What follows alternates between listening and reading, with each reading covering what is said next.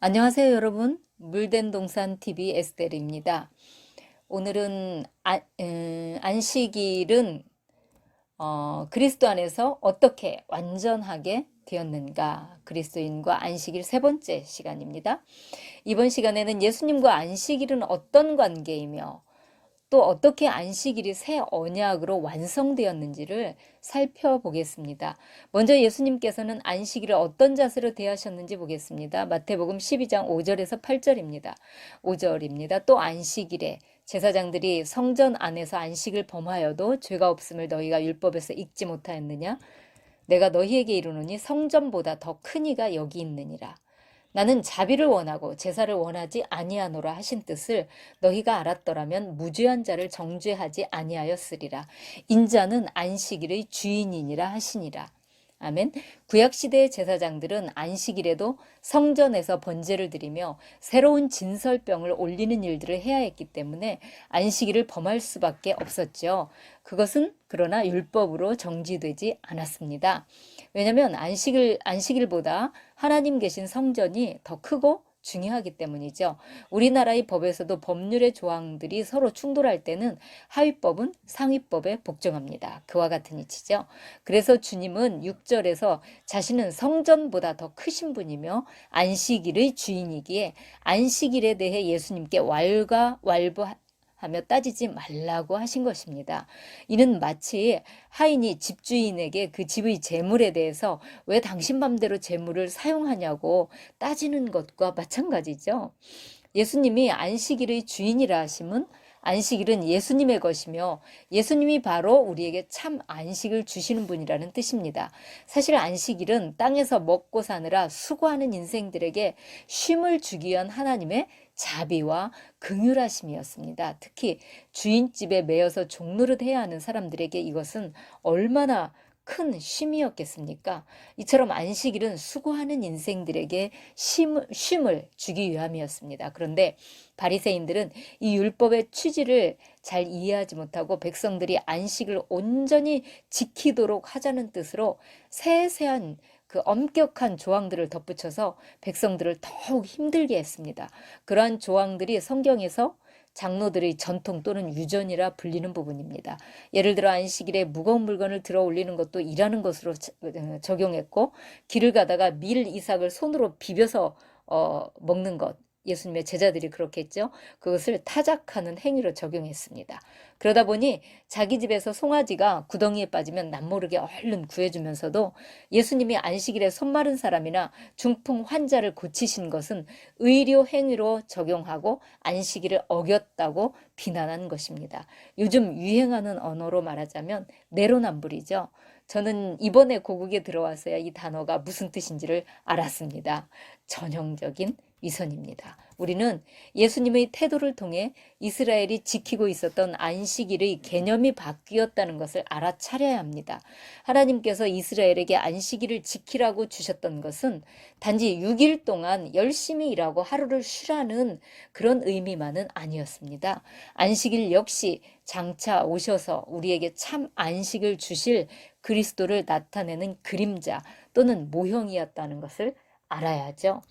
우리는 안식일의 본래 의미를 천지창조에서 찾아볼 수 있습니다. 하나님께서 6일 동안 천지창조를 마치신 후 제7일에는 안식하셨죠. 7은 완전 숫자입니다. 6일 만에 땅의 모든 일을 이루시고 7일째는 완전히 안식에 들어가신 것입니다. 이것이 창조주 하나님의 안식입니다. 그리고 아담은 제6일에 창조되었으므로 아무 일을 하지 않고 바로 하나님을 따라 안식을 맞이합니다. 그가 선악과를 먹기 전까지는 수고로이 일할 필요도 없었고 죄 때문에 마음의 고통을 짊어져야 할 필요도 없었습니다. 모든 것이 풍성한 에덴 동산에서 아담은 하나님의 안식 안에서 매일매일 평화로운 삶을 누리기만 하면 되었습니다. 그런데 아담이 계명에 불순종함으로 이 안식을 깨뜨립니다. 아담은 안식의 처소 에덴 동산에서 쫓겨나고 그때부터는 고된 노동을 해야만 먹고 살 수 있게 되었죠. 또한 죄의 짐에 눌려 두려움과 고통 가운데 사는 인생이 되고 말았습니다.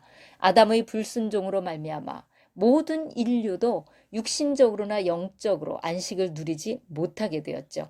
그런데 예수님께서 오셔서 우리에게 잃어버렸던, 아담으로 인해 잃어버렸던 그 참 안식을 회복시켜 주십니다. 하나님께서는 이스라엘 백성에게 하나님 안에서 안식하는 것이 얼마나 복된 것인지 그 맛배기라도 보여주셔서 참 안식의 때가 있음을 알게 하시고 또 그 안식을 사모하게 하시려고 이스라엘에게 안식일을 주셨던 것입니다. 그리고 주님이 오셔서 내가 바로 안식일의 주인이다. 내 안에서 쉼을 누리라 라고 하나님이 백성들에게 말씀하셨던 것이죠. 마태복음 11장 28에서 29절을 보겠습니다. 수고하고 무거운 짐진 자들아 다 내게로 오라. 내가 너희를 쉬게 하리라. 안식하게 하리라. 나는 마음이 온유하고 겸손하니 나의 멍에를 메고 내게 배우라. 그리하면 너희 마음이 쉼을 얻으리니.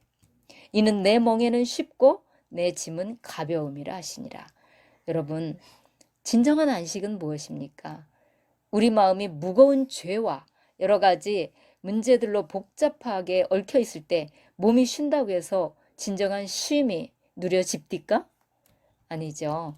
우리를 짓누르는 무거운 죄의 짐과 이리저리 얽힌 복잡한 문제들에서 자유하는 것이 참 안식입니다. 예수님 안에서 우리는 이러한 안식을 누릴 수 있습니다. 아무리 중한 죄나 아무리 큰 위험 가운데 있을지라도 우리가 주님께로 나아가면 그 모든 짐을 내려놓고 우리는 쉼을 누릴 수가 있죠. 그것은 결코 세상이 줄 수도 없고 빼앗을 수도 없는 평안입니다. 대표적인 예로 스데반을 봅시다. 성난 군중들이 그를 성 밖으로 끌어내고 그를 향해 돌을 던지는 상황에서도 스데반의 눈은 하나님 우편에 계신 그리스도를 바라보았죠. 그는 아무런 두려움 없이 죽음을 맞이할 수 있었습니다. 오히려 자신을 죽이는 사람들을 위해 기도했죠. 죽음의 위협도 스데반에게서 평온함을 빼앗지 못했습니다.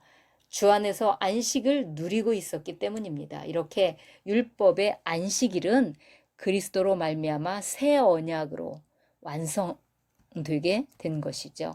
그러므로 예수님이 내 안에 거하고 나는 예수 안에 거함으로 나는 그분과 더불어 매일 매순간 어떤 상황에서도 안식을 누리며 삽니다.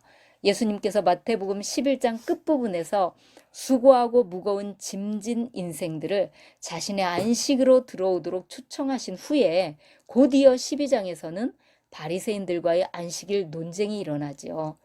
예수님께서는 안식일이 아닌 다른 날에 얼마든지 중풍병자나 손 마른 사람, 또 날 때부터 맹인된 자를 고쳐주실 수 있었을 것입니다. 그런데 굳이 바리새인들과 충돌이 있을 것을 알면서도 그날에 고치셨던 것은 안식일에 대해 이처럼 우리에게 가르쳐 주실 중요한 것이 있었기 때문입니다. 그러므로 손계문 목사가 안식일을 지키지 않으면 구원받지 못한다고 하는 것은 큰 미혹이며 심지어 이단이라는 증거가 충분합니다. 그런데 이 안식을 누리는 데는 조건이 있습니다. 그것은 주의 계명에 순종하는 것입니다. 아담이 안식을 빼앗긴 것은 불순종 때문이었죠.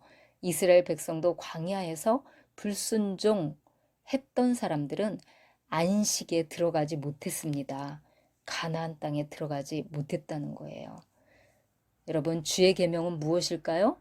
주님의 계명은 안식일을 지키는 것이 아니고 서로 사랑하라는 것입니다. 지난 시간에 우리 나누었죠. 산상수훈의 세부적인 법들도 역시 서로 사랑하라는 이 말씀에 다 흡수됩니다. 예수님께서 이렇게 말씀하십니다. 요한복음 15장 10절에서 12절이에요. 내가 아버지의 계명을 지켜 그의 사랑 안에 거하는 것 같이 너희도 내 계명을 지키면 내 사랑 안에 거하리라. 12절입니다. 내 계명은 또 내가 너희를 사랑한 것 같이 너희도 서로 사랑하라는 이것이니라.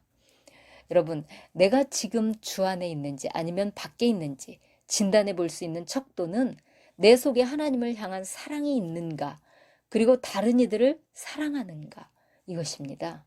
하나님을 사랑하는 사람은 이웃을 사랑하죠. 이러한 사랑이 지금 여러분의 마음에 있다면 지금 여러분의 마음은 매우 평온할 것이고 그것은 여러분이 주님의 안식 안에 있다는 표입니다. 지금 우리는 정말 모든 면에서 어려운 때를 살고 있습니다. 그렇죠? 사탄은 자기 때가 얼마 남지 않은 것을 알기 때문에 할 수만 있으면 우리를 그리스도의 사랑에서 끊어놓으려고 온갖 수단 방법을 동원할 것입니다. 그런 거 느끼지 않으세요? 특히 가까운 사람들과의 관계를 통해 우리의 마음을 공격합니다. 우리 마음에 불평이나 불만, 원망 등이 싹트지 않도록 마음밭을 잘 관리하시기 바랍니다.